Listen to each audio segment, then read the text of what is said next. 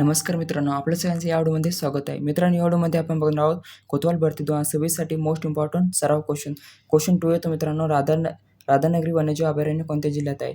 तर राधानगरी वन्यजीव अभयारण्य जे मित्रांनो ते आहे कोल्हापूर या जिल्ह्यामध्ये आहे. बी जे आपला राईट आन्सर होईल. त्यानंतर क्वेश्चन तिसरा येतो, भीमाशंकर वन्यजीव अभयारण्य कोणत्या जिल्ह्यात आहे? तर भीमाशंकर वन्यजीव अभयारण्य जे मित्रांनो ते आहे पुणे या जिल्ह्यामध्ये आहे. ए जे आपला राईट आन्सर होईल. त्यानंतर क्वेश्चन चौथा येतो, कोयना वन्यजीव अभयारण्य कोणत्या जिल्ह्यात आहे? तर कोयना वन्यजीव अभयारण्य जे मित्रांनो ते आहे सातारा या जिल्ह्यामध्ये आहे. बी जे आपला राईट आन्सर होईल. त्यानंतर क्वेश्चन पाचवा येतो, कर्नाळा पक्षी अभयारण्य कोणत्या जिल्ह्यात आहे? तर कर्नाळा पक्षी अभयारण्य जे आहे मित्रांनो ते आहे रायगड या जिल्ह्यामध्ये आहे. सी जे आपला राईट आन्सर होईल. त्यानंतर क्वेश्चन सहावा येतो, फणसाड वन्यजीव अभयारण्य कोणत्या जिल्ह्यात आहे? तर फणसाड वन्यजीव अभयारण्य जे मित्रांनो ते आहे रायगड या जिल्ह्यामध्ये मित्रांनो. ए जे आपला राईट आन्सर होईल. त्यानंतर क्वेश्चन सातवा येतो, तानसा वन्यजीव अभयारण्य कोणत्या जिल्ह्यात आहे? तर तानसा वन्यजीव अभयारण्य जे मित्रांनो ते आहे पालघर या जिल्ह्यामध्ये आहे. बी जे आपला राईट आन्सर होईल. त्यानंतर क्वेश्चन आठवा येतो, तुंगारेश्वर वन्यजीव अभयारण्य कोणत्या जिल्ह्यात आहे? तर तुंगारेश्वर वन्यजीव अभयारण्य जे मित्रांनो ते आहे पालघर या जिल्ह्यामध्ये आहे. ए जे आपला राईट आन्सर होईल. त्यानंतर क्वेश्चन नववा येतो, महाराष्ट्रातील एकमेव सागरी अभयारण्य कोणते? तर महाराष्ट्रातील एकमेव सागरी अभयारण्य जे आहे मित्रांनो ते आहे मालवण सागरी अभयारण्य मित्रांनो. सी जे आपला राईट आन्सर होईल. त्यानंतर क्वेश्चन 10वा येतो, मालवण सागरी अभयारण्य कोणत्या जिल्ह्यात आहे? तर मालवण सागरी अभयारण्य जे मित्रांनो ते आहे सिंधुदुर्ग या जिल्ह्यामध्ये आहे. बी जे आपला राईट आन्सर होईल. त्यानंतर क्वेश्चन 11वा येतो, नांदूर-मधेश्वर अभयारण्य कोणत्या जिल्ह्यात आहे? तर नांदूर-मधेश्वर अभयारण्य जे मित्रांनो ते आहे नाशिक या जिल्ह्यामध्ये आहे. बी जे आपला राईट आन्सर होईल. त्यानंतर क्वेश्चन 12वा येतो, नांदूर-मधेश्वर अभयारण्याला कोणत्या नावाने ओळखले जाते? तर नांदूर-मधेश्वर अभयारण्याला जे नावाने ओळखले जाते महाराष्ट्राचे भरतपूर या नावानेही ओळखले जाते. ए जे आपला राईट आन्सर होईल. त्यानंतर क्वेश्चन 13वा येतो, मयुरेश्वर वन्यजीव अभयारण्य कोणत्या जिल्ह्यात आहे? तर मयुरेश्वर वन्यजीव अभयारण्य जे मित्रांनो ते आहे पुणे या जिल्ह्यामध्ये आहे. ए जे आपला राईट आन्सर होईल. त्यानंतर क्वेश्चन 14वा येतो, यशवंतराव चव्हाण सागरेश्वर अभयारण्य कोणत्या जिल्ह्यात आहे? तर यशवंतराव चव्हाण सागरेश्वर अभयारण्य जे मित्रांनो ते आहे सांगली या जिल्ह्यामध्ये आहे. बी जे आपला राईट आन्सर होईल. त्यानंतर क्वेश्चन 15वा येतो, सागरेश्वर अभयारण्याची विशेषता कोणती? तर सागरेश्वर अभयारण्याची विशेषता जी मित्रांनो ती आहे मानवनिर्मित अभयारण्य मित्रांनो. बी जे आपला राईट आन्सर होईल. त्यानंतर क्वेश्चन 16वा येतो, रेवकोळी काळवीट अभयारण्य कोणत्या जिल्ह्यात आहे?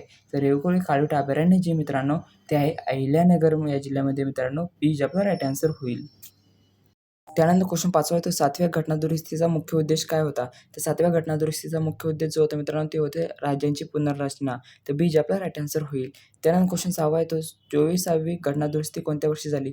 तर 24वी घटनादुरुस्ती झाली ती आली 1971 मध्ये आली. बी जे आपला राईट आन्सर होईल. त्यानंतर क्वेश्चन 7वा येतो, 24व्या घटनादुरुस्तीने कोणता अधिकार स्पष्ट केला? तर 24व्या घटनादुरुस्तीने स्पष्ट केलेला अधिकार जो मित्रांनो तो आहे संसदेला संविधानाची दुरुस्तीचा अधिकार जो आहे स्पष्ट केला मित्रांनो. तर आपला राईट आन्सर काय होईल? तर बी होईल. त्यानंतर क्वेश्चन 8वा येतो, 25वी घटनादुरुस्ती कोणत्या वर्षी झाली? तर 25वी घटनादुरुस्ती झाली मित्रांनो ती झाली 1972 मध्ये आली. बी जे आपला राईट आन्सर होईल. त्यानंतर क्वेश्चन 9वा येतो, 26वी घटनादुरुस्ती कशी संबंधित आहे? तर 26वी घटनादुरुस्ती जी आहे संबंधित आहे मित्रांनो ती आहे प्रिव्ही पर्स रद्द करणे याशी संबंधित आहे. बी जे आपला राईट आन्सर होईल. त्यानंतर क्वेश्चन 10वा येतो, 36वी घटनादुरुस्तीने कोणते राज्य भारतात सामील झाले? तर 36व्या घटनादुरुस्तीने भारतात जे राज्य सामील झाले ते सिक्कीम राज्य जे आहे भारतामध्ये सामील झाले. बी जे आपला राईट आन्सर होईल. त्यानंतर क्वेश्चन 11वा येतो, 42वी घटनादुरुस्ती कोणत्या वर्षी झाली? 42वी घटनादुरुस्ती झाली मित्रांनो ती झाली 1976 मध्ये आली. बी जे आपला राईट आन्सर होईल. त्यानंतर क्वेश्चन 12वा येतो, 42वी घटनादुरुस्तीला काय म्हटले जाते? तर 42वी घटनादुरुस्तीला जे म्हटले जाते मित्रांनो ते लघु संविधान म्हटले जाते. ए जे आपला राईट आन्सर होईल. त्यानंतर क्वेश्चन 13वा येतो, 45व्या घटनादुरुस्तीने उद्देशिकेत कोणता शब्द समाविष्ट केला? तर 42व्या घटनादुरुस्तीने जे उद्देशिकेत जो शब्द समाविष्ट केला ते समाजवादी केला मित्रांनो. बी जे आपला राईट आन्सर होईल. त्यानंतर क्वेश्चन 14वा येतो, 42व्या घटनादुरुस्तीने आणखी कोणता शब्द जोडला? तर 42व्या घटनादुरुस्तीने जे शब्द जोडला मित्रांनो ते जोडला धर्मनिरपेक्ष हा शब्द जोडला मित्रांनो. बी जे आपला राईट आन्सर होईल. क्वेश्चन 15 आहे तो महाराष्ट्रातील कोणत्या जिल्ह्याची सीमा जी आहे कर्नाटक व गोवा या दोन्ही राज्यांशी लागते. तर मित्रांनो महाराष्ट्राची कोणत्या जिल्ह्याची सीमा आहे ती गोवा आणि कर्नाटक राज्याशी लागते. मित्रांनो तो जिल्हा आहे सिंधुदुर्ग जिल्हा. ए जे आपला राईट आन्सर होईल. त्यानंतर क्वेश्चन 16 आहे तो महाराष्ट्रातील कोणत्या जिल्ह्याची सीमा गुजरात राज्याशी लागते. तर महाराष्ट्राची अशी कोणत्या जिल्ह्याची सीमा आहे जी गुजरात या राज्याशी लागते. तर ते जो जिल्हा आहे मित्रांनो तो आहे नाशिक जिल्हा आहे. ए जे आपला राईट आन्सर होईल. त्यानंतर क्वेश्चन 17 आहे तो गुजरातच्या सीमेला लागून असलेला महाराष्ट्राचा पश्चिमेकडील जिल्हा कोणता. तर गुजरातच्या सीमेला लागून असलेला महाराष्ट्राचा पश्चिमेकडील जिल्हा जो मित्रांनो तो आहे पालघर जिल्हा आहे, धुळे जिल्हा आहे आणि नंदुरबार जिल्हा आहे. वरील सर्व ऑप्शन जे आपले राईट होतात डी जे आपला राईट आन्सर येईल.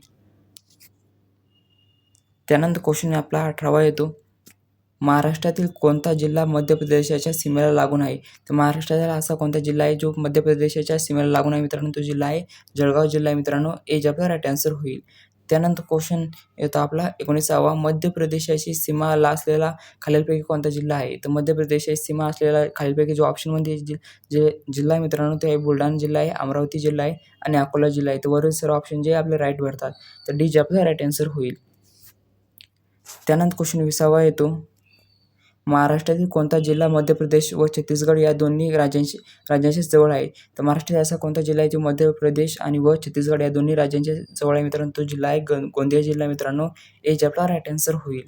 त्यानंतर क्वेश्चन 21वा येतो महाराष्ट्रातील कोणता जिल्हा तेलंगणा राज्याच्या सीमेला लागून आहे. तर महाराष्ट्रात असा कोणता जिल्हा आहे तो तेलंगणा राज्याच्या सीमेला लागून आहे. तो जिल्हा आहे मित्रांनो नांदेड जिल्हा आहे, लातूर जिल्हा आहे आणि गडचिरोली जिल्हा आहे. ते वरील सर्व ऑप्शन जे आपले राईट भरतात तर डी जे आपला राईट आन्सर होईल. क्वेश्चन 3 आहे तो खालीलपैकी कोणते फळपीक कोकणात मोठ्या प्रमाणात घेतले जाते. खालीलपैकी अशी कोणते पीक आहे जे मोठ्या प्रमाणात कोकणात घेतले जाते तर ते पीक आहे मित्रांनो हापूस आंबा. तर हे जे आपलं राईट आन्सर होईल. त्यानंतर क्वेश्चन 4 आहे तो कोकणातील प्रसिद्ध आंब्याची जात कोणती. तर कोकणातील प्रसिद्ध आंब्याची जात जी मित्रांनो ती आहे हापूस आंबा आहे मित्रांनो. हे जे आपलं राईट आन्सर होईल. त्यानंतर क्वेश्चन 5 येतो रत्नागिरी जिल्ह्याचे प्रसिद्ध उत्पादन कोणते. तर रत्नागिरी जिल्ह्याचे प्रसिद्ध उत्पादन जे आहे मित्रांनो ते आहे रत्नागिरी हापूस. तर ए जे आपला राईट आन्सर होईल. त्यानंतर क्वेश्चन 6 येतो देवगड हापूस कोणत्या जिल्ह्याशी संबंधित आहे. तर देवगड हापूस जे आहे मित्रांनो ते संबंधित आहे सिंधुदुर्ग जिल्ह्याशी संबंधित आहे मित्रांनो. सी जे आपला राईट आन्सर होईल. त्यानंतर क्वेश्चन 7 येतो सिंधुदुर्ग जिल्ह्यातील प्रसिद्ध कृषी उत्पादन कोणते. तर सिंधुदुर्ग जिल्ह्यातील प्रसिद्ध कृषी उत्पादन जे आहे मित्रांनो ते आहे काजू. ए जे आपला राईट आन्सर होईल. त्यानंतर क्वेश्चन 8 येतो वेरगुला काजू कोणत्या विभागाशी संबंधित आहे. तर वेरगुला काजू जे आहे मित्रांनो ते आहे कोकणाशी संबंधित आहे. बी जे आपला राईट आन्सर होईल. त्यानंतर क्वेश्चन 9 येतो कोकणात खालीलपैकी कोणत्या पिकाची लागवड प्रामुख्याने केली जाते. कोकणातील असे कोणत्या पिकाची जे लागवड ती प्रामुख्याने केली जाते. नारळाच्या पिकाची जे लागवड प्रामुख्याने केली जाते. ए जे आपला राईट आन्सर होईल.